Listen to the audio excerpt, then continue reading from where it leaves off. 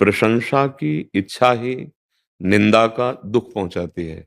यद्यपि किसी भी दुख और लौकिक सुख की सामर्थ्य नहीं है वो हमारे तक पहुंच सके। इसको हम बाहरी किसी सहयोग से या परिस्थिति के परिवर्तन से सुधार नहीं कर सकते। मान की इच्छा रखते हैं तभी हमें अपमान बुरा लगता है। अगर हम सहना चाहते हैं और आगे निकलना चाहते हैं, क्योंकि सहने से ही निकल सकते हैं, लड़ाई से कुछ नहीं। वो चार शब्द बोले कटु, आप और बोले तो फिर वो और द्वेष पक्का हो जाएगा।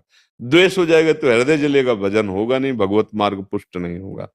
हमें ये बात सोचनी है कि मुझे भगवान पुष्ट कर रहे हैं। कैसे? जैसे आप हमें गाली दिए, हमारे हृदय में जलन हुई तो हमारे पाप नष्ट हो रहे हैं। भगवान हमें परिपक्व कर रहे हैं।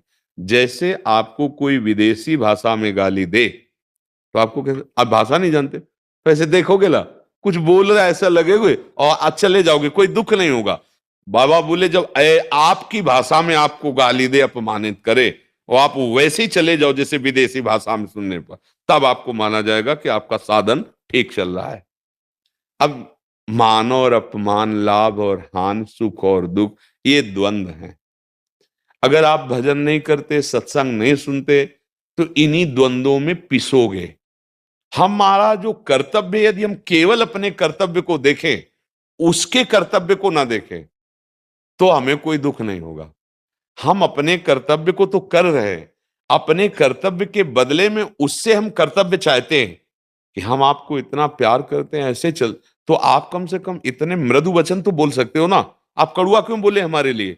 अब उसके कर्तव्य का निरीक्षण परीक्षण होने से हम अपने कर्तव्य को भूल गए। अब हमारे अंदर या तो द्वेष हो जाएगा और या फिर जैसे वो भाषा बोल रहा था वैसी भाषा हमारी निकल जाएगी। गलती हम कर रहे हैं, हमें क्रोध नहीं करना। देखो, अगर हम क्रोध न धारण करके प्रियता से बर्ताव करते रहे और सच्चाई से, तो सामने वाले को बदलना पड़ेगा, पक्का बदलना पड़ेगा।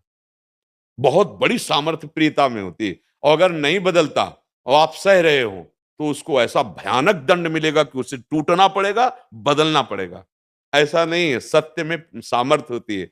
हम क्रोध क्यों करें? कारण क्या है क्रोध का?